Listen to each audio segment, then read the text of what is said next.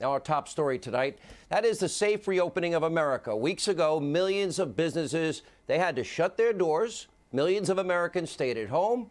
Life was seriously altered for everybody in the country. Why? To stop the spread of the coronavirus. That was the goal. Thankfully, tonight, the worst has been avoided. Remember the devastating models? Thankfully, they were wrong. Almost all of them. They've all been wrong.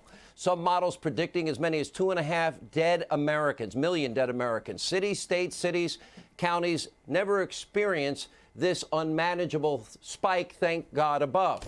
Now, we hit the apex as we thought we would. It leveled off, then a slight drop, then the dramatic decline, and those contracting the disease and dying from this virus.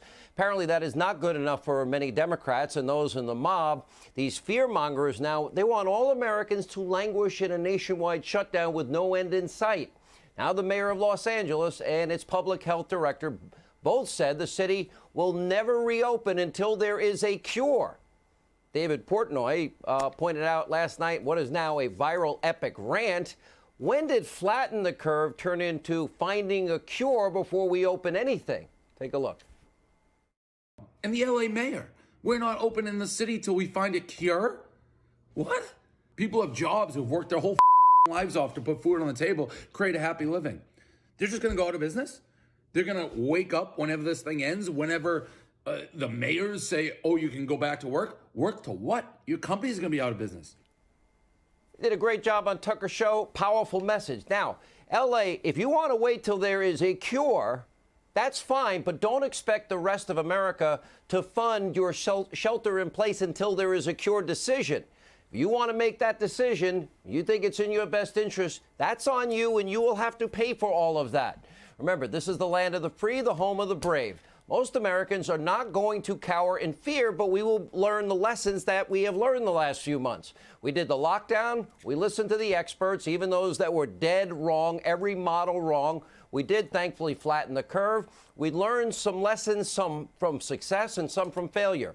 Let's look at, for example, New York, New Jersey, Pennsylvania, Florida. Florida, they mobilized the entire state, including the National Guard, every state agency, to shield nursing homes and retirement communities from the virus. In other words, the most vulnerable. They did increased testing. They targeted PPE. They literally wrapped their arms around the most vulnerable in Florida.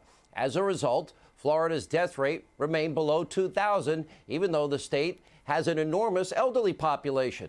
Well, the exact opposite happened in New York. Governor Cuomo, on March the 25th, made an egregious decision that had deadly consequences in New York. Now, first, he made a lot of errors, and he ignored his 2015 health initiative. Their recommendation, peak week, you'll be short 15,783 ventilators. He bought zero.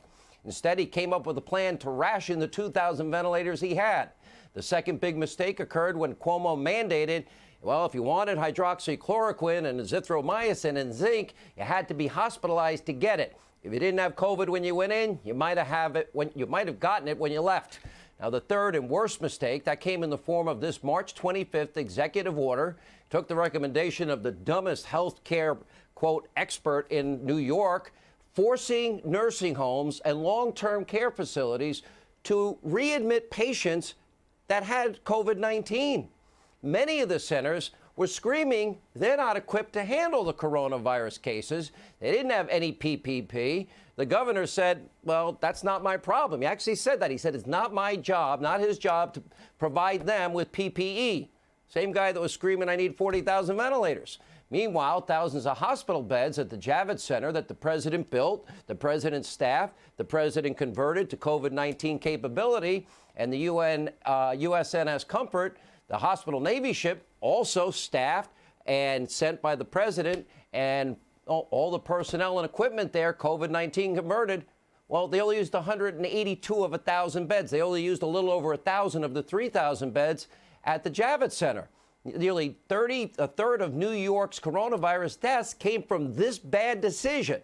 That's 30% of over 27,000 people dying. Now, Cuomo, finally, New York media seems to have caught up to us, and they're now asking him a few tough questions. Well, he was spending his days preparing his perfectly, meticulously made PowerPoints, He made those bad decisions. Now they're beginning to ask questions. Take a look.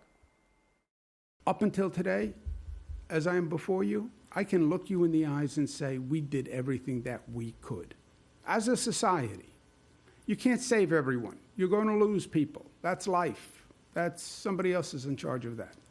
Much higher pay grade. But we did everything we could. I want to make sure the same is true until this is over. We did everything we could. That's life? Imagine if Donald Trump's, well, I tried my best. That's life. People die. Cuomo's nursing home mandate was a disaster. Now, it also was duplicated in other blue states. Now, remember, Cuomo put that into effect on March 25th. Well, March 29th, the state of Pennsylvania, they followed suit. On April 9th, the state of New Jersey, they were sending COVID-19 patients into nursing homes and long-term care facilities. Michigan also implementing other dumb measures, but they wouldn't let you cut your lawn in Michigan. All of these states now are facing horrific death tolls, horrific infection rates, and as I said, nearly 28,000 dead in New York, nearly 10,000 in New Jersey. Let's look at Florida, a little over 1,800. Texas, death toll under 1,200. Georgia under 1,500. Those are all big states. They all have metropolitan areas. They all have a high percentage of elderly population. They did something that we should learn from, and that is they targeted the most vulnerable, New York, New Jersey, Pennsylvania, and Michigan. They blew it. They put these people that were most vulnerable in the worst positions. Now, do I think they did it maliciously or on purpose? No. I just think they were dumb. And unfortunately, it was so dumb in New York, New Jersey, and Pennsylvania, they could have taken some of those empty COVID beds with Trump's personnel, Trump's hospitals built, and sent them there because they were available to them. On another note, we can also learn from businesses that never closed during this pandemic. Now, imagine, I'd go shopping. People always ask me in the grocery store, Hannity, why are you here? I'm like, shopping. I like to eat, obviously. And they're like, oh, anyway. So I get asked that question. But I talk to all the workers. I'm grocery shopping once or twice a week. I always talk to the guys. The same guys in my grocery stores every week were there stacking the shelves. We never ran out of food in New York or Long Island. And thanks to the workers that stocked the shelves, the farmers, the truck drivers, the packers, all the people in that supply line. If you look at all of the manufacturing plants that made all of the masks that New York, New Jersey, and Michigan and Pennsylvania needed, and the PPE and the respirators and the gloves and the gowns, they never stopped working. They never shut down. If they shut down either the food supply chain or the medical equipment chain, New York would be dead. They didn't shut down, but because they were wearing masks in the epicenter, stocking the shelves in New York, and in our drugstores in New York and Long Island, people lived. We can learn from those lessons. We can learn from Florida. We can learn from Texas. We can learn from Georgia. And that means that places like New York, LA, if you want to stay locked down for months or even years, well, your cities will turn into ghost towns, and America's economy, your economies, will face permanent damage. Now, states that elect smarter governors that don't tax their citizens to death and actually pay off their pensions and don't take on big debts and deficits, don't expect them to bail you out because they won't be doing it. And as of now, by the way, the city of Los Angeles just extended their restrictions for 3 more months. Needless to say, Nancy Pelosi is quite pleased. Take a look.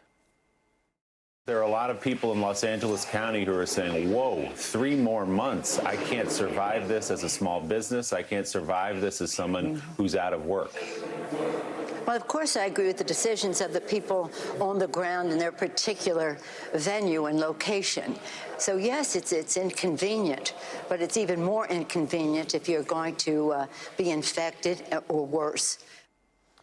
Okay, Nancy Pelosi, we know what she's up to. She's playing politics as she always does. In fact, this week she unveiled a massive $3 trillion spending proposal, nothing more than a grand socialist wish list with money for illegal immigrants, mail-in voting measures without the need for ID of any kind, banking protections for marijuana distributors, and, of course, a $1 trillion bailout for blue states that misappropriate your hard-earned tax dollars. She wants to take your money, take the money from fiscally responsible red states and redistribute them to states that have more waste, fraud, and abuse that you could ever imagine.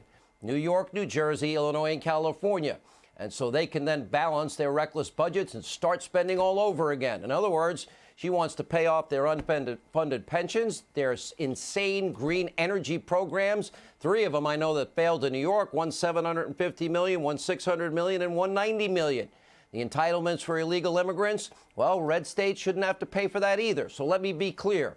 No state bailout. As a matter of fact, Washington, pay close attention. You spent enough money.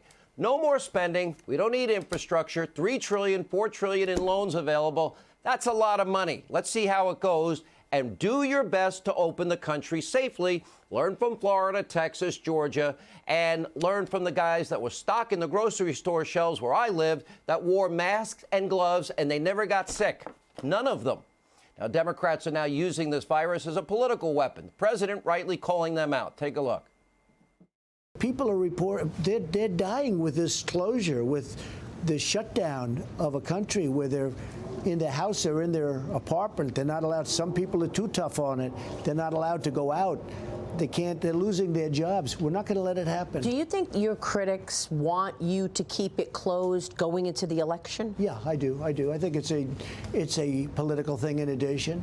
I think because some they're states, saying you're putting money, business ahead of lives. Yeah, no. I think the people that want to see the right thing happen, they agree with me. We have to get our country open. Got to get the country open. By the way, those medical supply manufacturers, they never closed. If they did, we were done. If the food supply chain broke in any capacity, New York was done. We would have starved to death. Americans, guess what? They're fed up across the country. They see what's happening. We witnessed another big lockdown protest in Michigan.